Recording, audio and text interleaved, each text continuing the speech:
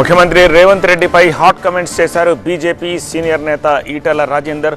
అతి తక్కువ కాలంలో ప్రజల నుంచి చీత్కారం అందుకున్న ఏకైక సీఎం రేవంత్ రెడ్డి అని గరం అయ్యారు. అతి తక్కువ కాలంలో ఎక్కువ ఇల్లీగల్ డబ్బులు వసూలు చేసింది కూడా కాంగ్రెస్ ప్రభుత్వం అన్నారు.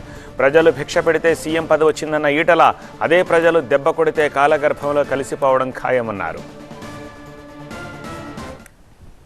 అతి తక్కువ కాలంలో అతి ఎక్కువ ఇల్లీగల్ డబ్బులు వసూలు చేసినటువంటి ప్రభుత్వంగా రేవంత్ రెడ్డి ప్రభుత్వం నిలిచింది. అతి తక్కువ కాలంలో ఇవాళ ప్రజల చేత చీకొట్టించుకునేటువంటి ముఖ్యమంత్రి ఎవరంటే వాళ్ళు రేవంత్ రెడ్డిగా నిలిచిపోయింది కదా.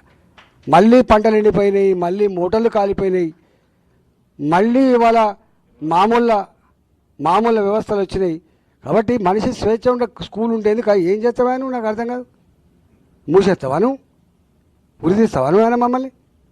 ఆఫ్టర్ ఆల్ నువ్వు ఎంత, నీ బతికెంత? ప్రజలు భిక్ష పెడితే, ప్రజలు ఆశ్రయించి భిక్ష పెడితే నీకు పదవి వచ్చింది. నీది అదేమన్నా? నీ సొంతం అదేమన్నా? ప్రజల జాగీర్, ఇది ప్రజల హక్కు. ప్రజలు పెట్టే భిక్ష అనే విషయం మర్చిపోయిన పార్టీ, మర్చిపోయిన నాయకుడు కాలగర్భంలో కలిసిపోతాడు.